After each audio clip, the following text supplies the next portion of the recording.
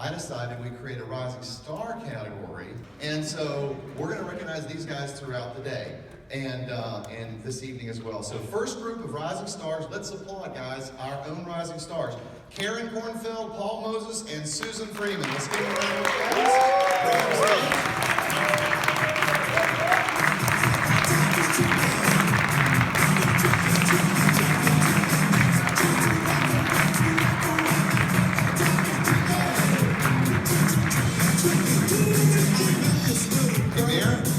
A photograph of these guys at some point in time while we're doing this. This will be great. Thank you, thank you. Oh, awesome. Okay, let's do one right here. All right, guys, let's get together. Let's take a photo. Good deal. One more. Cool. All right, thank you, thank you. Okay, what we're gonna do is give you guys about 4 minutes each. So if we could do this, please, on the clock, if I could have 4 minutes. You've got 4 minutes. Roll. Okay, hello, my name is Karen Kornfeld. Thank you all.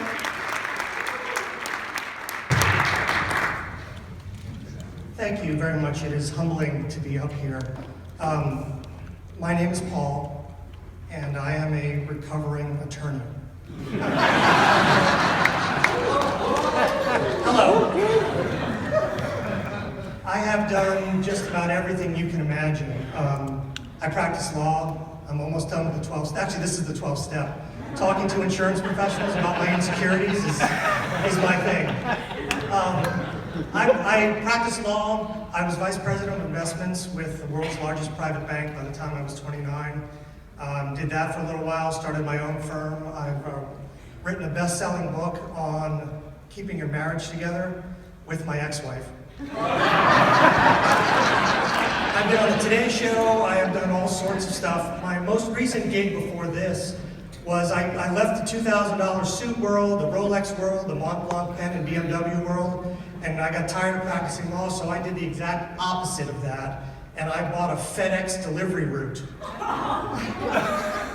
And so I always have had two things in my heart besides my family, of course, and God himself. And that is financial services and doing stand-up comedy. We're going to take one at a time.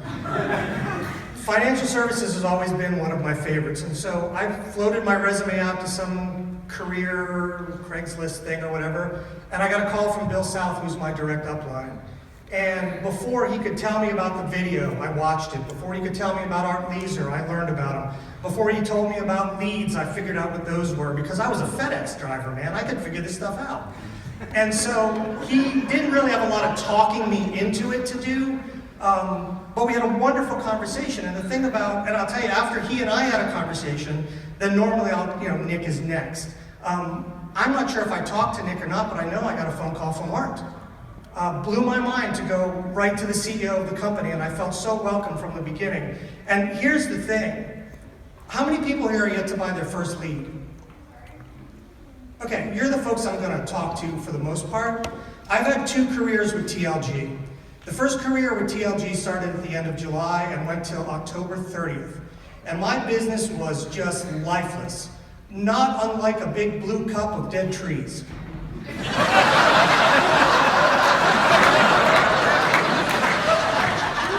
Lifeless. And I was smart, and I knew what I was doing, and I was educated, and I was on top of the whole world, except I sucked. And I think I made $3,000, maybe $4,000 in all those months. And then on October 31st, I went 0 for 3. And I said, screw this. There's got to be another way, because I've listened to the calls and I've listened to the video and I've listened to everybody talking about how they can do it and how they've done it and how they're making and how it's easy and how follow the system and how this man knows everything there is to know about all that we're going through before we get there. So I called Nick. I called Bill. Nick spent 20 minutes on the phone with me. I pulled over on the side of the road and he took 20 minutes on the phone with me. On October 31st, began my second career with TLG. In November, I did almost $42,000 of production.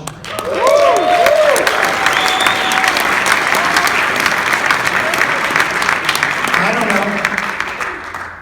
know. In December, I did fairly close to that. I was very blessed. I would say, because I don't keep the numbers, I just put my head down and do my job. I would say that I've probably made close to 30 or 40,000 bucks in 3 months. Because of Bill and Nick and Art. And I know I got 5 seconds left to go, so TLG rocks. But listen, y'all new folks that are yet to buy your first lead, if I could just have a few more seconds. I know what you're going to go through. You're going to look at that lead and you're going to say, he's old.